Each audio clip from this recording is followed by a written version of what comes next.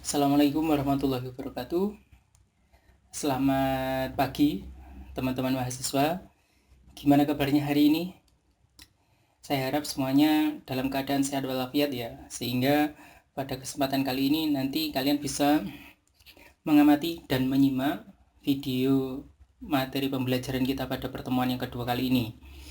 Video pertemuan kita kali ini atau pertemuan kedua kita kali ini membahas mengenai biologi sel, atau kita sering menyebutkannya adalah sel. Nah, pokok bahasan atau subbab yang kita bahas lumayan agak lama. Jadi nanti pada video ini mungkin akan terasa sedikit lebih panjang. Ada yang bagian yang pertama yaitu struktur, transport, dan komunikasi sel. Itu adalah bagian yang terakhir. Gitu ya. Saya yakin kalian juga sudah sangat paham atau sudah pernah membahas mengenai sel sebelumnya, tetapi mudah-mudahan nanti kalian menemukan hal yang baru dari video ataupun presentasi yang saya lakukan kali ini. Oke, ada sebuah pernyataan yang berbunyi seperti ini misalnya. Life begin with cell, gitu ya. Jadi suatu kehidupan itu dimulai dari sebuah sel. Betul apa tidak? Betul ya. Jadi kehidupan yang ada di bumi ini yang tergolong makhluk hidup itu pasti dia terdiri dari sel semuanya, gitu ya. Jadi dimulai dari, kalau kita belajar mengenai kehidupan yang paling rendah yaitu makhluk hidup uniseluler, di dalam tubuhnya hanya satu sel saja.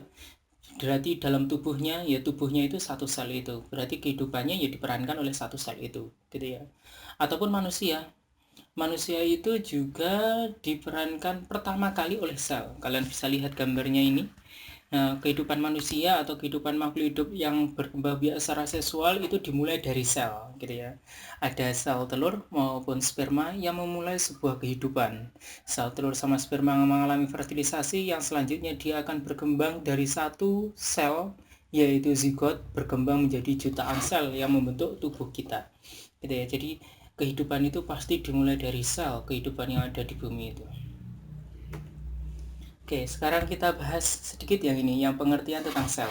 Sel disebut unit struktural dan fungsional terkecil dari makhluk hidup, gitu ya. Jadi sel itu adalah unit struktural maupun fungsional terkecil. Jadi dia merupakan struktur terkecil sama yang memerankan fungsi terkecil dari sebuah kehidupan, gitu ya. Jadi pengertian dari sel adalah seperti itu. Kalau kita belajar mengenai atom itu betul dikatakan dia adalah struktur terkecil dari sebuah materi, gitu ya, tetapi tidak fungsional, tidak memfungsikan atau tidak memerankan fungsi kehidupan. Kalau sel itu memerankan fungsi kehidupan, karena di dalam sel itu nanti akan terjadi metabolisme, ada terjadi pernafasan, akan terjadi penghasilan energi dan lain-lainnya yang akan mendukung fungsi dari tubuh kita, sehingga dikatakan dia adalah unit terkecil yang termasuk unit fungsional pada kehidupan atau pada makhluk hidup. Yang kedua yaitu jenis sel. Berdasarkan strukturnya, sel dibedakan menjadi dua, yaitu sel prokariotik sama sel eukariotik. Sel prokariotik adalah sel yang tidak memiliki membran inti, sehingga inti sel berbatasan langsung dengan sitoplasma. Dan sel eukariotik itu adalah sel yang memiliki membran inti dan memiliki sistem endomembran atau membran dalam. Dia disebut dengan istilahnya sel eukariotik. Kalau sel prokariotik itu banyak kita temukan pada Kingdom Monera, yaitu bakteri, kemudian alga hijau biru atau alga biru, dia tergolong adalah makhluk hidup prokariotik. Kalian bisa lihat di sini, inti selnya ini yang terdiri dari nukleoid atau benang-benang kromosom ini tidak diselimuti oleh yang namanya membran inti, sehingga dikatakan dia adalah sel prokariotik, tidak memiliki membran inti sel. Kemudian yang di sini adalah sel eukariotik. Sel eukariotik pada hewan seperti ini kita bisa menemukan di sini ada nukleus atau bagian dari inti, kemudian ada nuklear membran atau membran inti, sehingga dia dikatakan adalah sel eukariotik, gitu ya. Jadi ada dua tipe sel berdasarkan strukturnya, yaitu prokariotik sama eukariotik. Prokariotik hanya terdapat pada Kingdom Monera, kalau eukariotik nanti kita dapat pada Kingdom Protista, fungi, plante maupun animalia. Kemudian kalau kita bicara lagi, di mana sih letaknya dari sel, atau sel itu letaknya di mana?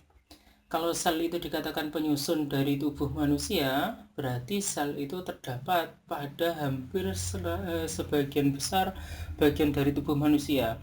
Misalnya kalau kita lihat epidermis dari jempol kita seperti ini, gitu ya. Misalnya jempol kita kali ini di sini ada perbandingan ukurannya ya. Nanti kita bandingkan ukuran-ukuran dari molekul-molekul yang ada pada jari kita. Epidermis dari jari kita misalnya panjangnya ataupun lebarnya misalnya ada sekitar 2 mm. 2 mm ini lapisan epidermis yang paling atas. Kalau kita lihat lapisan epidermis yang paling atas nanti akan tersusun oleh sel-sel yang bertumpuk yang sangat banyak sekali. Itu adalah sel epitel pipih berlapis banyak. Nah, ukurannya adalah seperti ini. Kalau kita lihat ukurannya misalnya dalam diagram ini, ukurannya bisa sampai 0,2 mm. Gitu ya. Kemudian kita lihat lagi, kita zoom lagi menjadi bagian yang relatif kecil dari sebuah sel, dari sel tubuh manusia, yaitu satu ukuran seperti ini adalah 20 mikrometer, gitu ya. Kemudian kita zoom lagi organel yang di dalamnya, yaitu mitokondria. Mitokondria itu panjangnya paling tidak cuma 2 mikrometer. Kemudian kita zoom lagi, di dalamnya mitokondria ada yang namanya ribosom ini. Ada rantai ribosom itu panjangnya 0,2 mikrometer. Kemudian lebih dalam lagi dari sebuah subunit dari ribosom. Ribosom itu panjangnya 20 nanometer. Gitu ya. Kemudian lebih dalam lagi ada sebuah molekul-molekul yang ada di dalamnya ada 2 nanometer, kemudian ada satuan atom dia sampai 0,2 nanometer. Jadi kalau dilihat dari letaknya sel, ya selnya itu letaknya ada di dalam tubuh kita, hierarkinya dari bagian yang terbesar sampai bagian yang terkecil. Kalau batasannya sel itu adalah seperti ini, gitu ya. Kemudian bagaimana bentuk dari sel? Gitu ya. Sel pada tubuh manusia itu bentuknya macam-macam. Mengapa bentuknya macam-macam? Karena dia disesuaikan dengan struktur, fungsional maupun tempatnya yang nantinya akan membentuk bagian-bagian tubuh yang berbeda dan nanti akan membentuk fungsi yang berbeda dari bentuknya yang bermacam-macam itu. Misalnya ini ada kita bedakan, ada banyak sekali tipe-tipe atau bentuk dari sel. Misalnya yang A ini ada sel bakteri, kemudian yang C ini ada sel bakteri bentuknya misalnya seperti ini ya, misalnya dia membentuk basil atau batang. Kemudian yang C bentuk dari sel darah manusia itu bikonkav atau cekung-cekung yang seperti ini. Kemudian ada fagosit ini yang putih ini bentuknya bulat. Kemudian dia ada sel ini misalnya yang E ini adalah sel alga bentuknya macam-macam seperti ini. Kemudian yang F ini adalah sel dari jamur, bentuknya macam-macam seperti ini. Yang G ini adalah sel epitel, epitel bentuknya yang macam-macam seperti ini ya. Kemudian yang H ini ada sel, misal ini ada trakea ataupun bagian dari xilem yang dia membentuk juluran-juluran tabung yang seperti ini. Jadi kalau dilihat dari bentuknya itu sangat beraneka ragam dari bentukan dari sel. Kalau kita biasanya menggambarkan sel itu adalah bulatan, gitu ya. Mengapa bulatan? Karena sebagian besar bentuknya bulatan, gitu ya. Atau kita lebih mudah mempelajarinya kalau dia bentuknya bulatan atau struktur umumnya bulatan. Tapi kalau kita sudah bedakan berdasarkan fungsinya, letaknya, sama strukturnya, nanti dia akan membentuk karakteristik bentuk yang berbeda-beda antara satu sel dengan sel yang lain. Nah, sekarang berapa ukuran sel? Tadi juga sempat disinggung ukuran-ukuran dari sel, gitu ya. Ukuran sel itu dia sangat kecil. Kalau naked eye ataupun mata telanjang kita itu tidak akan pernah bisa melihat dari sel itu secara jelas, gitu ya. Jadi kalau ada orang yang bilang, aku bisa melihat sel, di mana selnya? Di telapak tanganmu, gitu. Nah, itu memang pernyataan yang tidak bisa dipertanggungjawabkan ya. Jadi mata manusia itu memiliki keterbatasan dalam penglihatan. Misalnya di sini dikatakan mata manusia itu paling tidak dia keterbatasan penglihatannya bisa melihat dengan jelas itu kalau dia misalnya bentukannya ataupun ukurannya itu sekitar 0,5 mm, ini 1 mm. Jadi manusia itu hanya batasannya seperti ini, gitu ya, 0,5 mm. Lah untuk mengamati sel nanti kita akan menggunakan yang namanya alat ukur, alat pengamatan, gitu ya. Alat pengamatannya adalah mikroskop cahaya atau light mikroskop. Nah, di light mikroskop nanti kita bisa melihat beberapa bentuk dari sel, mulai dari sel yang ukurannya relatif besar yaitu sel tumbuhan, kemudian lebih kecil lagi sel hewan, kemudian yang lebih kecil lagi bakteri. Itu nanti akan bisa kita lihat dengan mudah dengan yang namanya mikroskop cahaya, gitu ya. Kemudian kalau untuk mengamati benda-benda ataupun bagian-bagian dari sel yang lebih kecil lagi, nanti kita akan dibantu oleh yang namanya mikroskop elektron. Jadi kalau mikroskop cahaya itu memiliki keterbatasan juga. Keterbatasannya mungkin nanti dia bisa mengamati sekitar 1 mikrometer atau setengah mikrometer. Kalau lebih kecil dari itu, mikroskop cahaya itu akan sulit untuk mengamati bagian-bagian dari sel ataupun bentukan dari sel. Makanya digunakan bantuan dari mikroskop elektron yang bisa membantu untuk melihat benda-benda ataupun organel-organel yang lebih kecil dari sebuah sel. Misalnya ini, virus, ribosom, itu nanti akan terlihat jelas dengan mikroskop elektron. Kalau dia mikroskop cahaya sangat sulit sekali untuk melihatnya dengan jelas, gitu ya. Kemudian ada protein globuler, molekul yang kecil, atom, itu bisa terlihat dengan jelas dengan yang namanya mikroskop elektron, gitu ya. Jadi ukuran sel itu bermacam-macam. Kalau kita bedakan antara sel hewan sama sel tumbuhan, ukurannya sel tumbuhan itu lebih besar daripada sel hewan. Oke, sekarang kita bahas bab yang selanjutnya atau bagian yang selanjutnya, yaitu organisasi sel. Organisasi sel ataupun apa saja bagian-bagian yang ada di dalam sel, yang pertama yang kita bahas itu adalah membran sel. Membran sel itu memiliki struktur yang berupa lapisan tipis, terdiri dari molekul lemak dan protein, dan sebagian kecil karbohidrat, berkaitan bersama dengan ikatan non-kovalen antara ikatan-ikatan molekul lemak, protein maupun karbohidrat. Membran sel itu merupakan bagian terluar dari sel. Jadi ibaratnya dia adalah pembungkus sel, sehingga dia berfungsi sebagai pelindung sel ataupun penerima rangsang, atau dia bisa mengatur keluar masuknya zat pada sebuah sel. Membran sel itu merupakan satu bagian yang menarik yang kita bahas, karena walaupun dia bentuknya sangat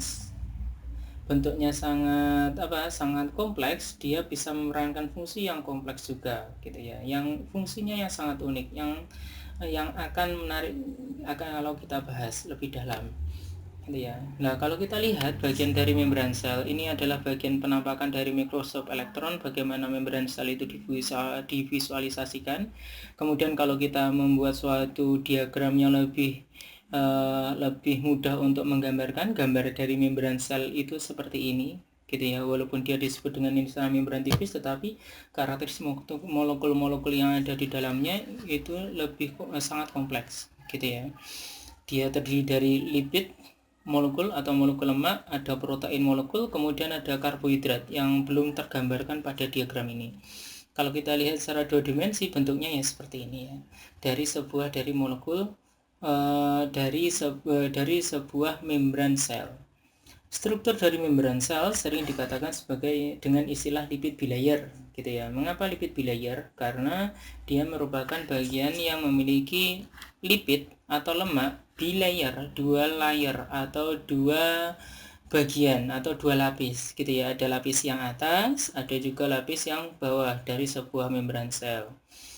Lapisan atas disebut lipid pertama, lapisan yang bawah disebut lipid yang kedua, sehingga disebut dengan istilahnya lipid bilayer yang akan membentuk struktur dasar dari semua membran sel. Jadi membran sel itu nanti pasti dia akan mengandung komponen utamanya adalah lipid atau lemak. Kalau kita lihat menjadi lebih detail lagi, bagian-bagian dari lipidnya itu ada yang namanya protein tadi, kemudian ada juga ini karbohidrat, gitu ya. Terus ada lemak dari sebuah membran sel. Protein nanti dibagi menjadi 2, ada protein integral di mana proteinnya itu tertanam di dalam membran sel.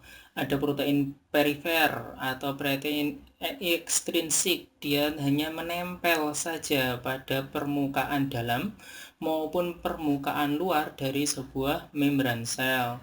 Kemudian ada glikolipid, ada glikoprotein, ada glikolipid.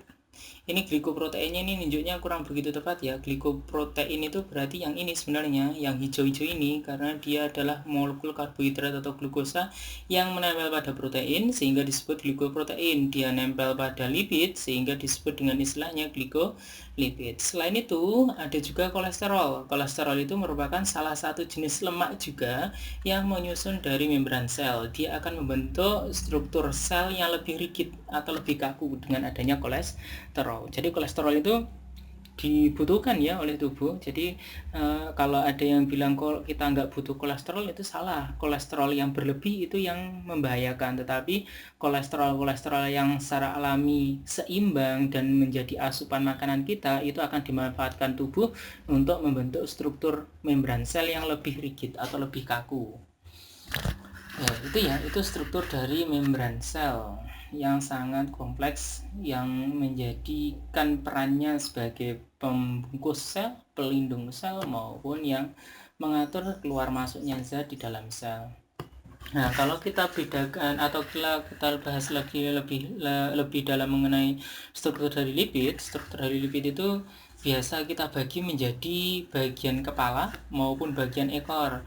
Di bagian kepala itu sifatnya adalah polar atau memiliki karakter hidrofilik. Hidrofilik itu artinya dia suka air. Kemudian kalau ekornya disebut nonpolar atau hidrofobik atau disebut dengan istilahnya tidak suka air. Kepalanya biasanya terdiri dari klorin, fosfat, sama gliserol, atau ada juga molekul-molekul yang lain yang menyusun. Jadi nggak harus klorin, fosfat, sama gliserol gitu ya. Kemudian kalau yang ekornya jelas dia adalah hidrokarbon.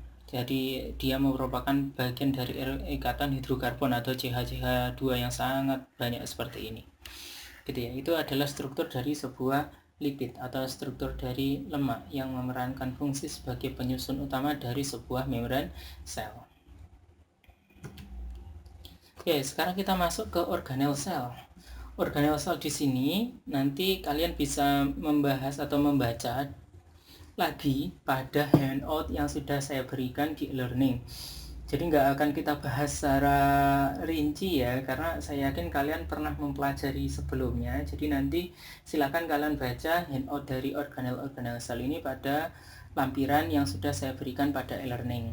Misalnya organel-organel itu ya RE, ribosom, mitokondria, pasti kalian sudah hafal di luar kepala ini. Kalau yang tentang organel-organel ini, apa saja fungsinya, bagaimana bentuknya, itu adalah hal yang harus kalian pahami. Bentuk sama bentuk, ukuran ataupun fungsinya, karena itu nanti yang akan kalian ajarkan saat kalian menjadi guru IPA di SMP ataupun kalian menjadi suatu tentor dari lembaga bimbingan belajar. Pasti kalian akan mengerjakan tentang organel sel ya. Jadi kita nggak akan kita bahas ya, kita singkat saja waktunya. Kita bahas yang saya rasa belum pernah dibahas atau sedikit dibahas di tingkatan sebelumnya.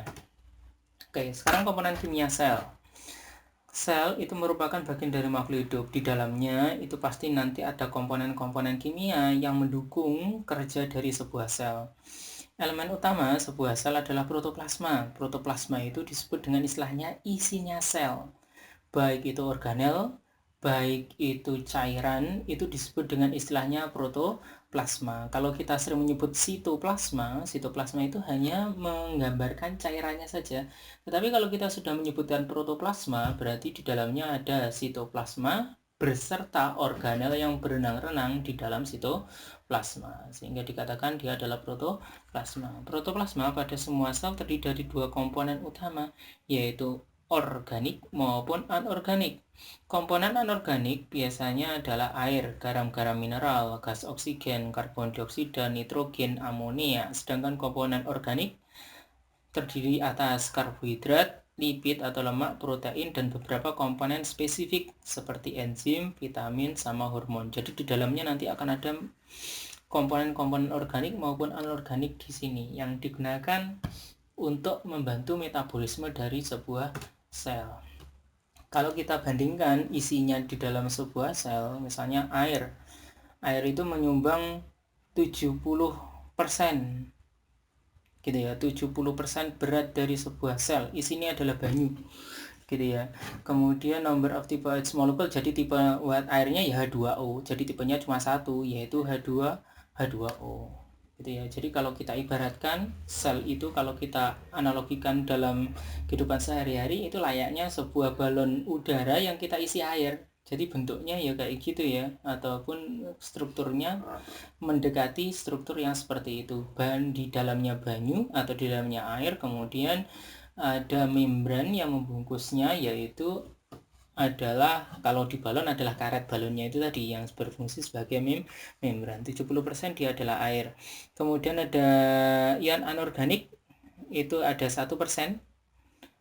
Jumlahnya atau tipenya ada 20. Sugar and precursor itu pembentuk, jadi gula dan molekul-molekul pembentuk gula itu dia ada 1%.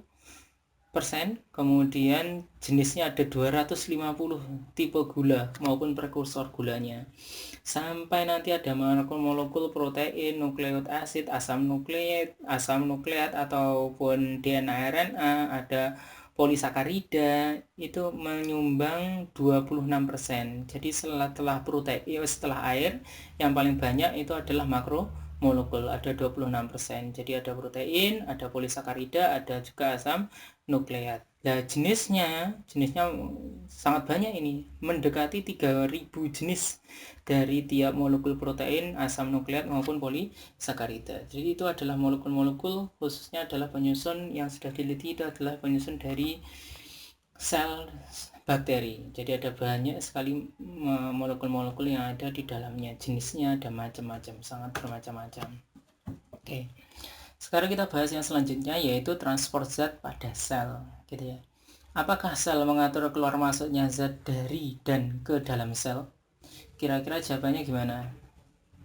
Iya, gitu ya. Jawabannya iya. Dia akan mengatur apa saja zat yang ingin dimasukkan dari lingkungan atau apa saja zat yang ingin dikeluarkan dari lingkungan. Jadi dia akan mengatur, dia akan mengontrol bagaimana zat itu masuk, apa saja zat yang ingin dibutuhkan dimasukkan, apa saja zat yang ingin dikeluarkan ya nanti akan dikeluarkan.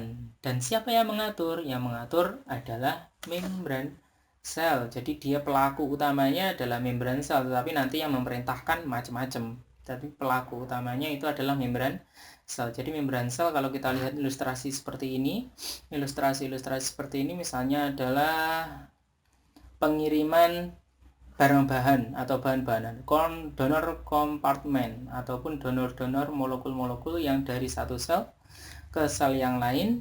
Misalnya seperti ini, pasti dia akan diatur oleh yang namanya membran sel nantinya. Jadi ada molekulnya, kemudian dia membentuk budding atau membentuk tunas, kemudian dia lepas, dia kemudian akan sampai ke sel target. Setelah sampai ke sel target, nanti membran selnya ini akan mengalami fusi dengan membran dari sel membran tunasnya akan mengalami fusi dengan membran sel dari target, sehingga nanti akan bisa masukkan molekulnya.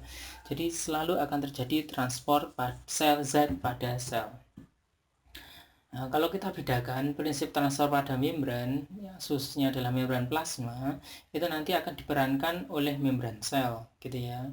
Membran selnya yang memerankan itu adalah ada fosfolipid bilayer, yaitu ada lipid tadi, gitu ya. Ini fosfo ya, bukan fosfolipid, tetapi fosfolipid bilayer ataupun lipidnya tadi.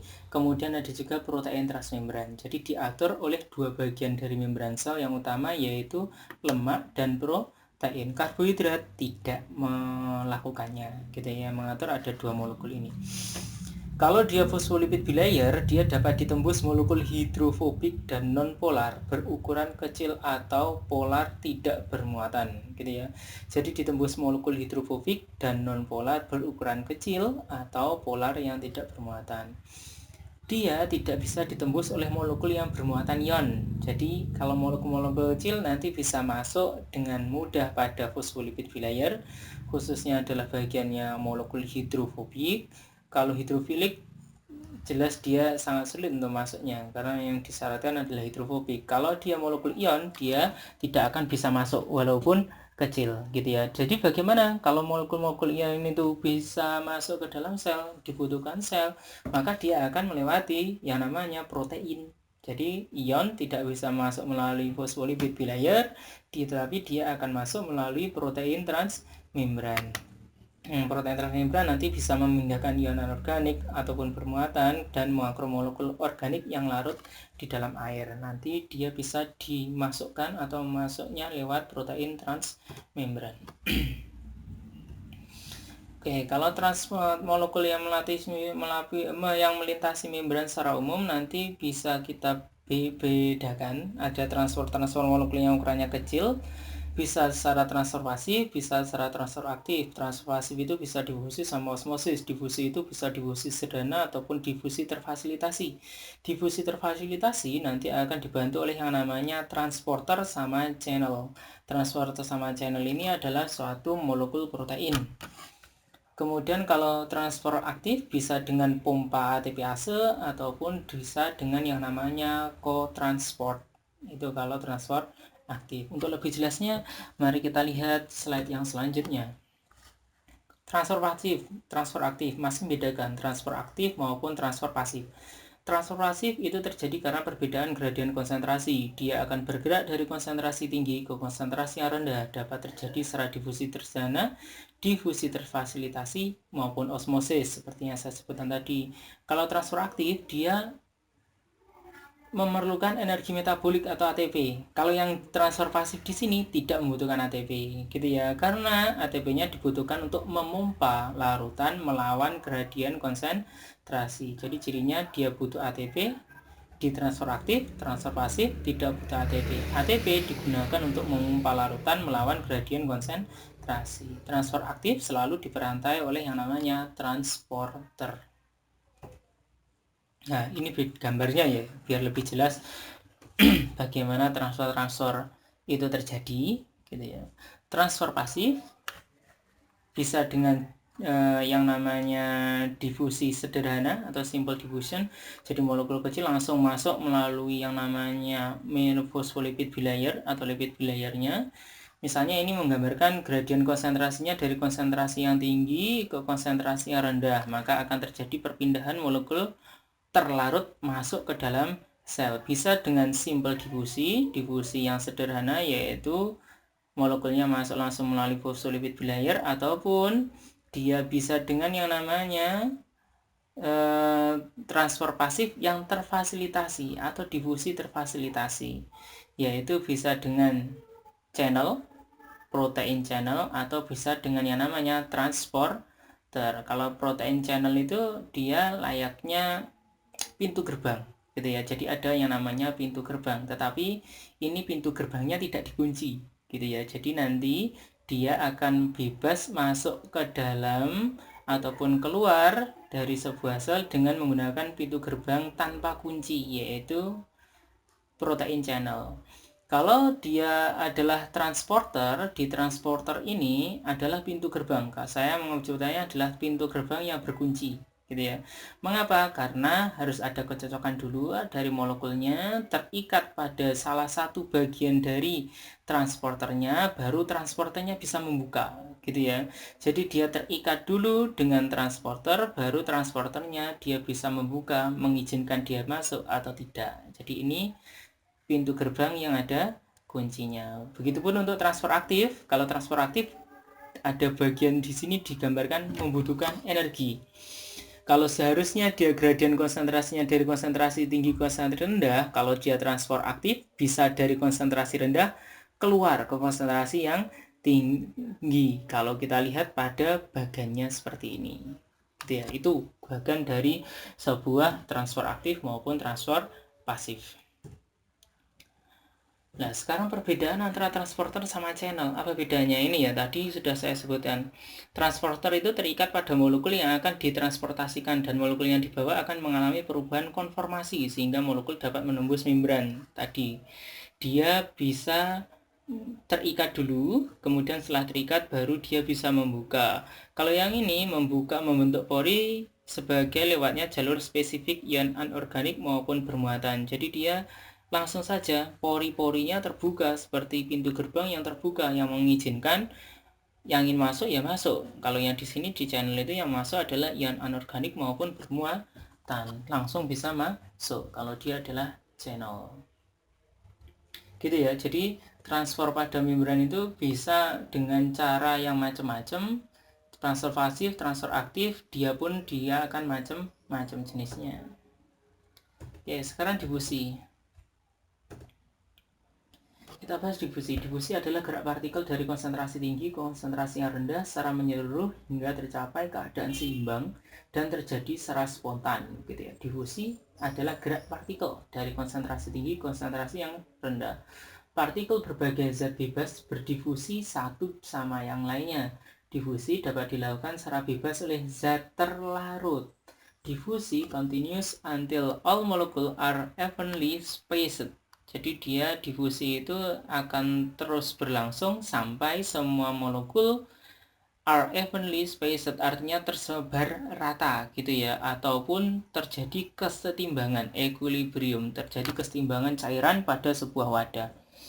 Tetapi molekulnya akan selalu bergerak di dalamnya dan dia akan terus mengalir atau terus terpencar, tetapi di situ sudah terjadi titik equilibrium atau titik keseimbangan. Nah, kalau kita lihat gambar dari peristiwa difusi adalah seperti ini. Misalnya pada suatu cawan atau suatu wadah ada solut, itu adalah zat terlarut. Solvent itu adalah zat pelarut. Nanti kalau pada sebuah wadah atau cawan seperti ini ada yang zat terlarut kita letakkan pada satu sisi seperti ini, maka zat terlarutnya itu akan berdifusi ke seluruh bagian dari cawan ini, sehingga nantinya zat terlarutnya itu akan tersebar rata. Di saat inilah disebut dengan istilahnya titik kesetimbangan atau titik equilibrium atau konsentrasi yang sama pada seluruh larutan yang pada cawan tersebut. Ini adalah salah satu contoh peristiwa difusi, perpindahan dari konsentrasi yang tinggi ke konsentrasi yang rendah. Sekarang osmosis. Oke. Osmosis adalah perpindahan air atau zat pelarut dari konsentrasi tinggi ke konsentrasi yang rendah melewati membran semi-permeable. Osmosis juga dapat dikatakan sebagai difusi air karena dia yang dipindahkan adalah airnya ataupun yang berpindah zat pelarutnya yaitu airnya. Plasmolisis adalah peristiwa keluarnya air dari sel secara berlebih hingga menyebabkan sel mengkerut. Jadi ada yang namanya plasmolisis yang disebabkan oleh peristiwa osmosis itu tadi, yaitu peristiwanya adalah plasmolisis. Itu ya bedanya antara difusi sama osmosis. Kalau difusi yang berpindah zat terlarut, kalau osmosis zat pelarutnya yang pindah. Oke, sekarang kalau kita lihat bagannya yang menggambarkan mengenai osmosis. Ada dua bagian, ini adalah tabung bejana U. Kalau kita masukkan sebuah air dengan konsentrasi yang berbeda, artinya yang di sini adalah hypotonic solution, artinya dia lebih hipotonik atau konsentrasi yang rendah. Kalau yang di sini konsentrasinya lebih tinggi, kemudian kita pisahkan dengan yang namanya membran selective permeable. Yang terjadi adalah airnya nanti akan berpindah dari bagian yang hipotonik ke bagian yang hipertonik, gitu ya. Dari konsentrasi yang tinggi airnya ke konsentrasi yang rendah airnya dari sebuah bejana seperti ini, sehingga nantinya akan tercipta titik kesetimbangan atau equilibrium dari kedua bagian air tadi. Ini ya, ini adalah bagian net flow of water. Cairannya akan berpindah dari yang bagian yang hypotonic solution atau konsentrasi yang rendah dari zat terlarutnya ke konsentrasi yang tinggi zat terlarutnya. Bagaimana osmosis pada sel, khususnya adalah sel hidup? Osmosis itu nanti bisa terjadi pada sel hidup apabila sel itu pada beberapa kondisi yang berbeda. Misalnya yang pertama, apabila pada hypertonic solution, pada air atau pada pelarut yang hipertonik. Kalau hipertonik itu berarti konsentrasi yang di luar itu lebih tinggi daripada konsentrasi yang di dalam. Apa akibatnya? Akibatnya airnya akan keluar dari sel, kemudian dia akan menuju bagian dari luar sel yang nantinya akan menyebabkan dia mengalami krenasi atau shrivel. Itu adalah krenasi ya, atau mengkerut istilahnya. Kalau dia pada sel tumbuhan, nanti dia akan mengalami plasmolisis. Plasmolisis itu dia akan lisis ya, lisis atau mengkerutnya dengan mengeluarkan air. Kemudian kalau pada bagian yang isotonik itu artinya dia memiliki konsentrasi atau tekanan yang sama antara luar maupun dalam. Apa yang terjadi? Ya tidak terjadi apa-apa, normal gitu ya. Normal itu nantinya ya ada air yang masuk, ada yang keluar, ada air masuk, ada yang keluar. Jadi kondisinya akan normal. Kalau dia pada hipotonik itu berarti konsentrasi yang di luarnya itu lebih rendah daripada konsentrasi yang di dalam, maka nanti akan menyebabkan air yang ada pada bagian luar sel akan masuk ke dalam sel sehingga sel tidak mampu menampung ataupun tidak mampu menahan air yang masuk yang akan menyebabkan selnya itu lisis atau pecah. Jadi ya, begitupun dengan sel tumbuhan itu kalau dia kemasukan air, dia akan mengalami fase yang disebut dengan istilahnya turgid. Turgid itu normal ya, normal tetapi dia sedikit gemuk. Mengapa? Karena dia kemasukan air. Apakah dia pecah? Tidak. Mengapa? Karena dia dilindungi oleh yang namanya dinding sel pada sebuah larutan yang hipotonik.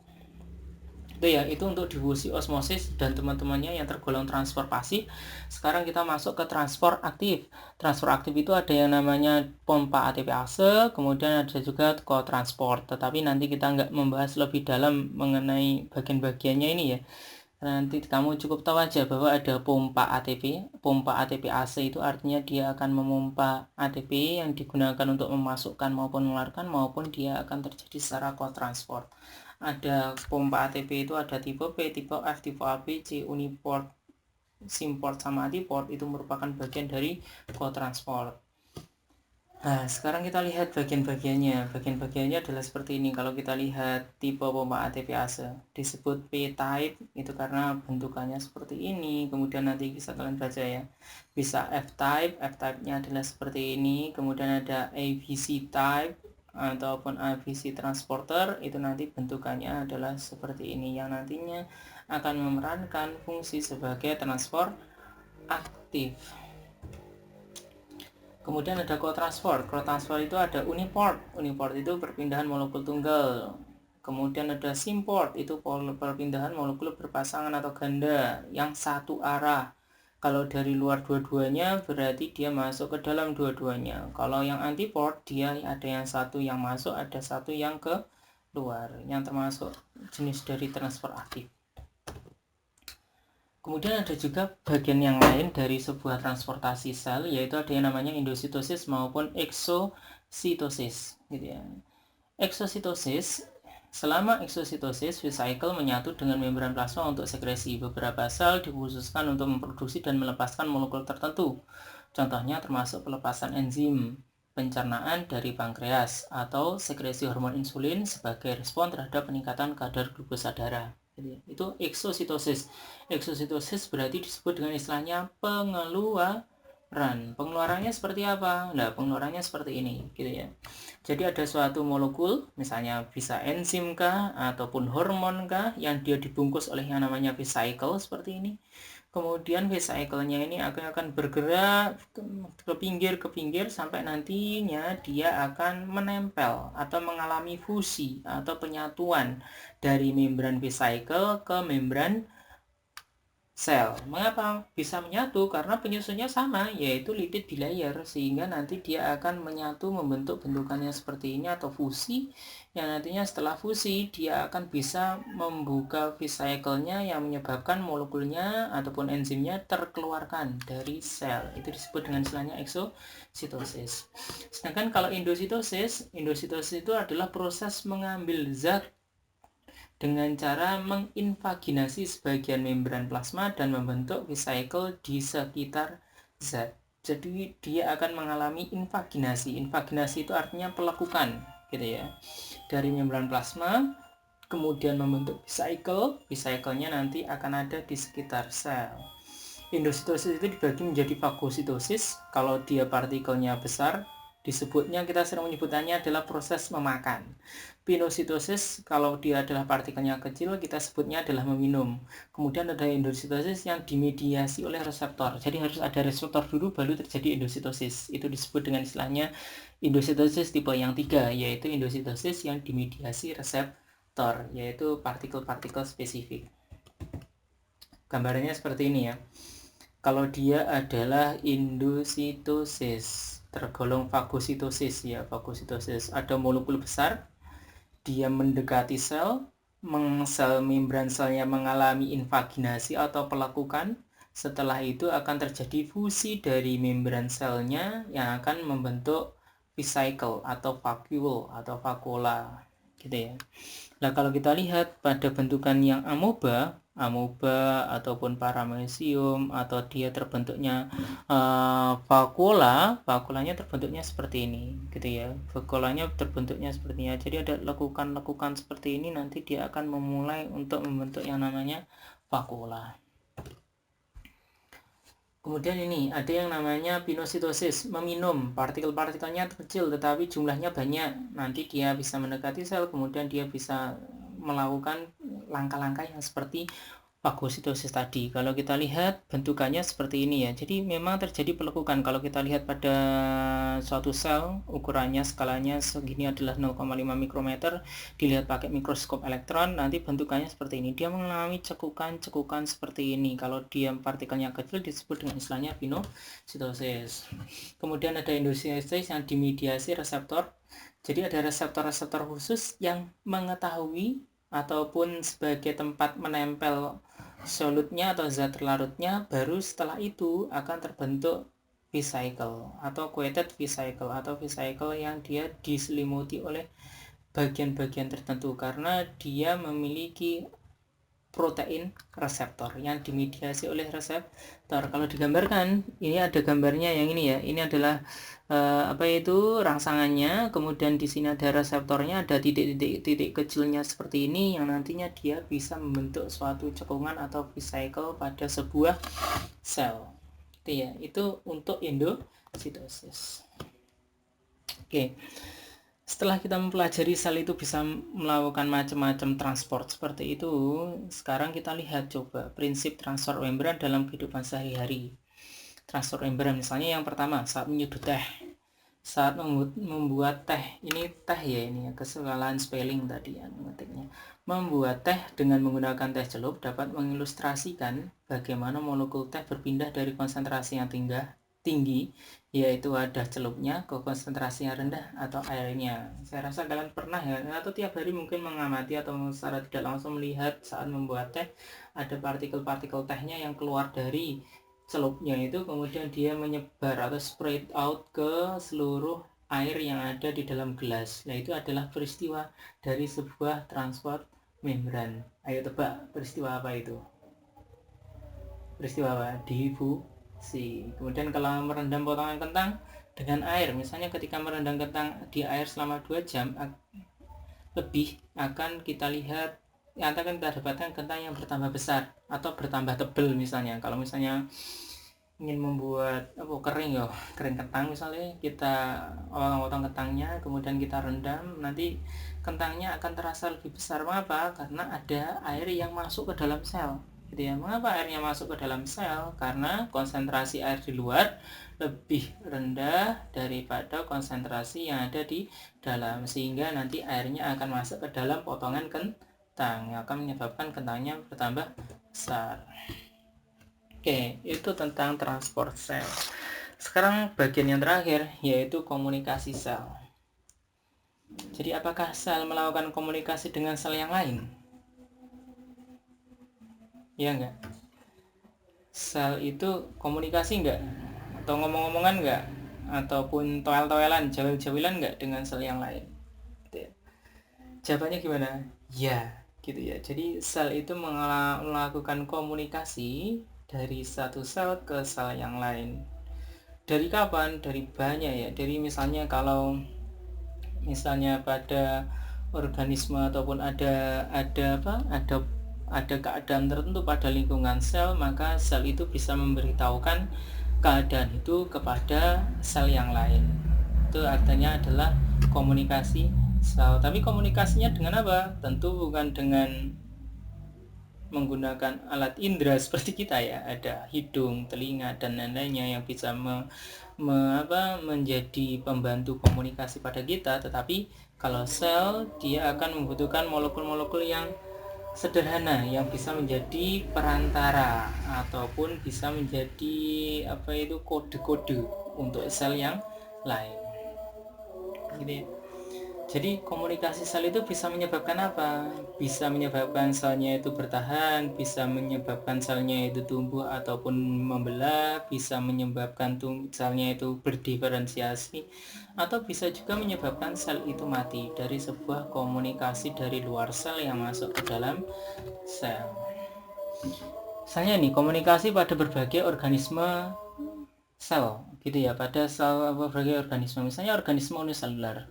Makhluk hidup uniselular itu juga melakukan komunikasi. Dia mengembangkan mekanisme untuk menanggapi perubahan fisik dan kimia lingkungan, termasuk kehadiran sel-sel lain. Jadi makhluk hidup uniselular, misalnya bakteri yang di dalam tubuhnya itu hanya satu sel, dia juga melakukan komunikasi. Dengan siapa? Dengan bakteri yang lain, dengan lingkungan. Dia melakukan komunikasi. Untuk apa? Untuk menanggapi perubahan fisik ataupun kimia, ataupun untuk mempertimbangkan adanya kehadiran sel-sel yang lain, gitu ya. Misalnya bakteri menanggapi kepadatan populasi. Jadi kalau pada sebuah populasi, pada suatu pertumbuhan bakteri ya, pada suatu lingkungan bakterinya itu tumbuh. Kalau bakterinya tumbuh itu hitungannya per koloni, koloninya akan bertambah besar, maka akan terjadi komunikasi antara satu sel dengan sel yang lain. Untuk apa? Untuk menjaga apa? Menjaga koloninya itu berkembang. Misalnya saat dia sudah semakin padat, maka bakterinya akan mengalami yang namanya pembentukan spora. Mengapa seperti itu? Karena kalau saat koloninya itu semakin padat, berarti nanti jumlah makanan akan semakin menipis, zat-zat sisanya atau sampah dari bakterinya semakin banyak, sehingga kondisi lingkungan tidak menguntungkan. Kondisi lingkungan yang tidak menguntungkan nanti akan menyebabkan bakteri itu harus membentuk spora. Spora itu ibarat anaknya, jadi dia akan membentuk suatu pertahanan diri pada sebuah anak, atau nanti akan menghasilkan anak untuk menghasilkan yang namanya endospora, gitu ya. Kemudian pada makhluk hidup multiselular jelas nanti akan terjadi komunikasi, gitu ya. Makhluk hidup multiselular akan melakukan komunikasi intensif untuk berkolaborasi atau mengkoordinasikan perilaku sel, gitu ya. Berkoordinasi dengan satu sel dengan yang lainnya, ibaratnya ya kita pada sebuah masyarakat ya. Kita pada sebuah masyarakat itu pasti berkomunikasi antar anggota masyarakat. Begitupun untuk organisme multiselular yang jumlah selnya banyak, pasti dia akan berkoordinasi dengan sel-sel yang lain untuk mengkoordinasikan ataupun untuk melakukan kolaborasi perilaku. Misalnya sel berkoordinasi saat penyembuhan luka. Misalnya tubuh kita terluka, maka nanti luka itu akan menutup kan ya. Luka itu akan menutup dengan cara sel-selnya mengalami pembelahan. Nanti dia akan berkoordinasi dengan yang lain. Kapan lukanya menutup, kapan harus berhenti membelahnya. Nah, itu nanti akan melakukan koordinasi dengan sel yang lain. Selanjutnya adalah prinsip dasar komunikasi sel. Bagaimana sel itu berkomunikasi antara satu sel dengan sel yang lain. Komunikasi antar sel dimediasi atau diperantarai terutama oleh yang namanya molekul sinyal ekstraseluler. Jadi perantaranya untuk berkomunikasi dia menggunakan yang namanya molekul sinyal ekstraseluler. Nah, kalau pada manusia atau pada kita mungkin kita ibaratkan sebagai HP ya, ataupun gadget kita, yang dimana dari gadget kita itu bisa berkomunikasi dari satu orang ke orang yang lainnya. Molekul sinyal ekstraseluler dapat beroperasi jarak jauh atau hanya bersebelahan, gitu ya. Jadi bisa dia mengirimkan pesannya atau mengirimkan perintahnya dari sel asal ke sel target yang sangat jauh ataupun dari yang hanya bersebelahan. Kebanyakan sel pada organisme multiseluler memancarkan dan menerima sinyal. Jadi setiap sel itu memiliki kemampuan untuk memancarkan maupun menerima sebuah sinyal ekstraseluler. Penerima sinyal tergantung pada reseptor protein. Jadi penerimanya yang menerima sinyalnya namanya adalah reseptor protein. Biasanya, tetapi tidak selalu pada permukaan sel. Khususnya ya kita sebutnya adalah pada membran sel. Jadi protein pada membran itu ada yang berperan sebagai reseptor protein. Tetapi tidak hanya di situ, di dalam sel pun ada yang namanya reseptor protein. reseptor protein inilah yang nantinya akan mengikat ataupun yang akan menerima molekul sinyal. Sinyal nanti yang terikat nanti akan mengaktifkan reseptor. Setelah reseptornya aktif, selanjutnya nanti akan mengaktifkan satu atau lebih jalur sinyal intraseluler. Baru nanti setelah teraktifkan jalur intraselulernya akan ditimbal balik atau akan ditanggapi oleh sel yang menerima. Oke, kalau kita lihat jalur sinyal intraseluler yang diaktifasi oleh molekul sinyal ekstraseluler, seperti yang saya katakan tadi, misalnya ada molekul sinyal ekstraseluler, nanti dia akan berikatan pada reseptor protein. Reseptor proteinnya nanti akan mengaktifkan salah satu sinyal protein interseluler yang nantinya dia akan memberikan efek-efek protein efektor, gitu ya, protein efektor, di mana protein efektor ini nanti akan melakukan perintah-perintah tertentu pada sel. Jadi perintahnya nggak satu macam, tetapi perintahnya nanti tergantung dari sinyal ekstraseluler apa yang memerintahkannya. Bisa dengan membentuk yang namanya enzim metabolit ataupun enzim metabolisme, atau bisa berupa protein regulator gen atau protein pengatur gen, atau juga bisa digunakan protein skeleton, gitu ya. Digunakan untuk apa? Kalau metabolisme ya dia alter metabolisme atau dia melakukan metabolisme yang lain, kemudian dia melakukan ekspresi gen yang lain, atau dia bisa merubah bentuk maupun pergerakan dari sel dari sinyal yang diterima. Jadi sinyal yang diterima itu nanti dia akan diaktifkan atau akan mengaktifkan sinyal intraseluler protein yang nantinya akan membentuk suatu protein efektor. Jalur sinyal intraseluler inilah yang nanti akan memerankan fungsi saat memerintahkan sel apa yang akan dilakukan oleh sel. Kemudian ada jenis reseptor protein. Tadi dikatakan reseptor protein itu ada yang terletak di permukaan, yaitu cell surface receptor. Ada juga sinyalnya itu terletak di dalamnya, atau dia masuk dulu sinyalnya, kemudian baru diterima oleh reseptornya yang ada di dalam molekul di dalam sel itu sendiri. Kebanyakan molekul sinyal bersifat hidrofilik kalau di permukaan, dan karena itu tidak dapat menembus membran plasma sel target secara langsung, melainkan mengikat reseptor pada permukaan sel yang dalam gilirannya menghasilkan sinyal di dalam sel target. Beberapa molekul sinyal kecil, kalau yang ini molekul-molekulnya adalah molekul sinyal yang kecil, sebaliknya menyebar melintasi membran plasma dan mengikat protein reseptor di dalam sel sasaran, baik di dalam sitosol atau sitoplasma ataupun di dalam inti. Seperti yang ditampilkan ini adalah di dalam inti. Banyak dari molekul sinyal kecil bersifat hidrofobik dan hampir larut di dalam larutan air. Mereka diangkut dalam aliran darah dan cairan ekstraseluler lain mengikat protein pembawa, di mana mereka memisah sebelum memasuki sel target. Jadi ada yang namanya karier protein yang membawa sinyal tersebut. Nanti kalau sudah sampai ke sel target, karier proteinnya nanti akan melepas sinyalnya sehingga sinyalnya bisa masuk ke dalam selnya. Oke, sekarang ini contoh komunikasi sel pada tubuh. Kalau kita perhatikan contoh konkretnya komunikasi sel antar sel di dalam tubuh manusia, itu bisa kita lihat dari sistem hormonal atau sistem hormon atau endokrin pada tubuh manusia, gitu ya. Biasanya sinyal-sinyal seperti ini nanti dia adalah sinyal-sinyal yang jarak jauh, gitu ya. Tapi walaupun jarak jauh, dia bisa menemukan sel targetnya dengan tepat, gitu ya. Jadi tidak salah alamat atau tidak alamat palsu nantinya, tetapi dia akan langsung diterima oleh sel targetnya secara tepat. Mengapa? Karena pesannya juga spesifik, penerimanya juga akan spesifik. Misalnya adalah sel endokrin yang ada pada insulin.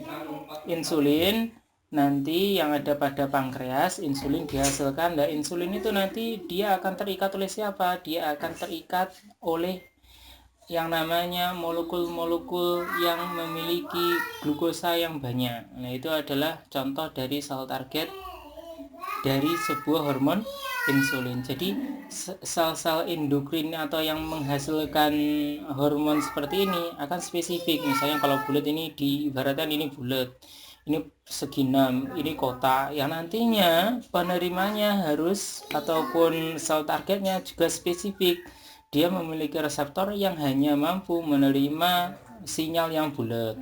Misalnya yang B ini dia hanya mampu menerima sinyal yang persegi kota yang segi 6. Kemudian yang C ini dia mampu menerima sinyal dari persegi. Jadi diibaratkan seperti itu. Antara satu sel target dengan sel donor itu memiliki memiliki komunikasi yang sendiri-sendiri. Jadi tidak mungkin endokrin atau misalnya sistem hormon itu nanti dia akan salah pada sel targetnya gitu ya, karena dia memiliki sinyal-sinyal yang spesifik. Kemudian juga bisa terjadi pada synaptic signaling, artinya pada celah sinaps pada sebuah sel gitu ya. Misalnya sel ini sel-sel neuron misalnya dilambangkan ada ABC lagi, ABC-nya ini nanti dia hanya akan mampu bisa menghantarkan sinyal-sinyalnya ataupun pesan-pesannya ya pada sel-sel target tertentu saja, enggak ke semua sel target. Mengapa? Karena dia memiliki karakteristik pesan ataupun pesan yang hanya mampu diterima oleh sel-sel tertentu gitu ya. Itu adalah contoh komunikasi sel pada tubuh manusia. Jadi contohnya ada pada hormon maupun ada pada syaraf. Oke, itu dulu ya saya rasa untuk pertemuan kali ini. Terima kasih telah menyimak walaupun videonya relatif panjang, tapi saya harap kalian bisa mendapatkan pemahaman yang baru dari materi yang saya sampaikan. Apabila ada yang ingin ditanyakan, nanti bisa ditanyakan pada forum diskusi. Saya akhiri, terima kasih telah menyimak sampai selesai. Wassalamualaikum warahmatullahi wabarakatuh.